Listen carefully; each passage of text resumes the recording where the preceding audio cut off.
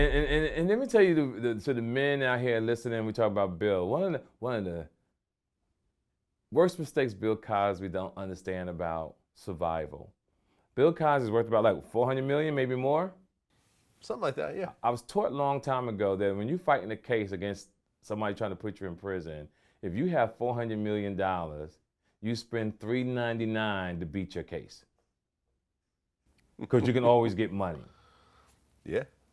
There's no way Yeah. I'm going to jail with $400 million in the bank. Right. I'm spending every dime to stay on the street. Well, Jerry Seinfeld has a show called Comedians in Cars Getting Coffee. Yes. Right? And he actually did an interview with Eddie Murphy. Mm-hmm. And Eddie actually laid out his negative experiences with Bill Cosby. Mm-hmm. He was saying how, did you actually watch this? No, but I know they had their problems. They had their problems. And he kind of went into it. He kind of explained how he was on stage one day and Bill Cosby was in the audience and he was doing jokes. And I guess he was doing jokes about money, about him being rich or whatever else.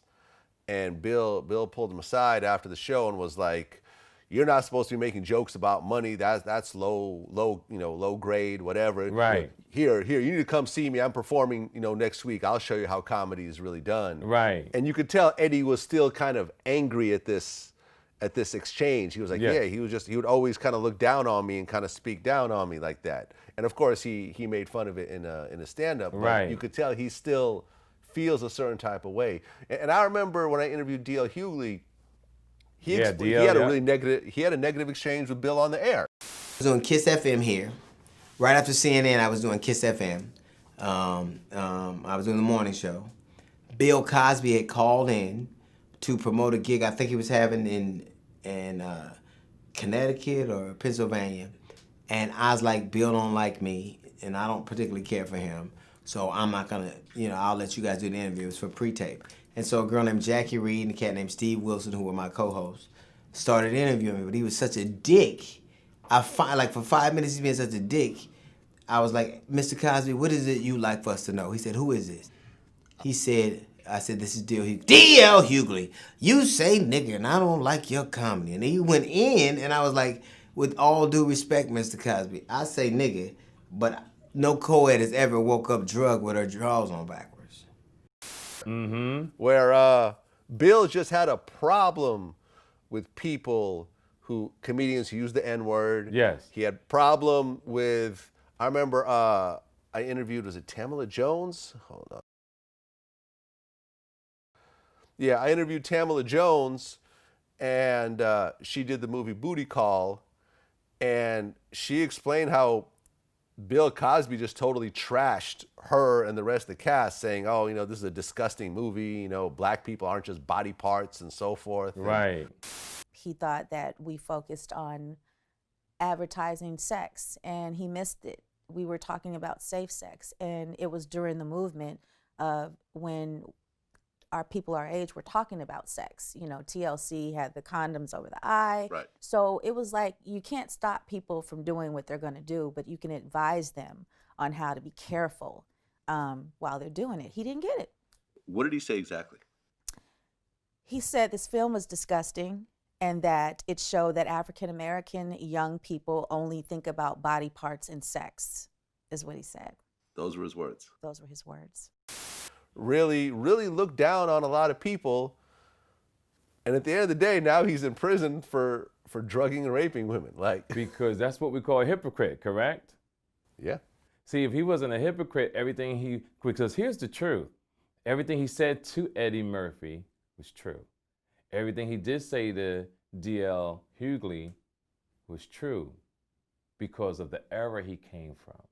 Him and even Richard Pryor even had problems because Bill thought his comedy was superior because he thought that was the right side to be on.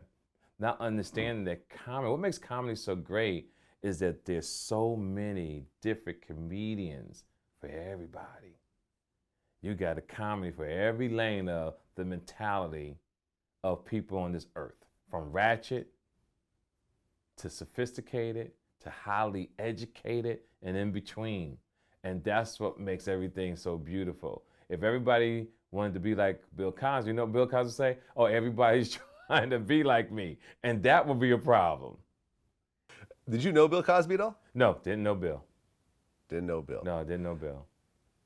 I'm a fan of Bill Cosby. I mean, Bill Cosby himself, I think, was one of the great all-time stand-ups. Yes, yes. Now he had his own style with the sweatshirt, sitting down in a chair, telling his stories. He had a rhythm, but after them shows, he'd be pulling bitches with them pills. Hey, baby, come come on. Camille, play security. Camille, get the car. I'm gonna take these two hoes in the back. I'll be out in a minute. Because no one's never talked about Camille. See, where the fuck is Camille in all this? To have that many hoes and Camille don't know about it, but I did get it. I think it was an inside information that Camille and Bill Cosby's marriage was an arrangement. She did her thing, he did her thing, and apparently she was supposed to be dating some man in Chicago. And whenever Bill needed her for appearances, she would show. Remember when he went to court, she only came one time. Do you remember that? Yeah, I do. One time. Now, if this is your wife and how y'all rolling together, bam. You don't really know how it is. Yeah. So we just wish him well. Hopefully he'll get out, because who would have ever think that OJ would be playing golf? And Bill Cosby be sitting in jail. Isn't that fucking amazing? Think about it. When you think of OJ, with half of the city of Los Angeles chasing this man down the 405 freeway. He had a gun to his head. He could have killed himself. Bill Cosby, OJ Simpson, after all he's gone through, is somewhere right now on Twitter or YouTube or Instagram playing golf. Yeah. Amazing story. Amazing. Did you know OJ at all? No, I didn't know OJ either. Okay. But amazing story. I mean, think about it. There was no room to get out of that. If you saw that on TV before anything happened, you knew what the results were, and you put money on that, no one would have betted that OJ would be on the street one day. No, with a double murder, especially with an attractive white blonde Yes. woman in America, come on. OJ is on the street, yo. Salute.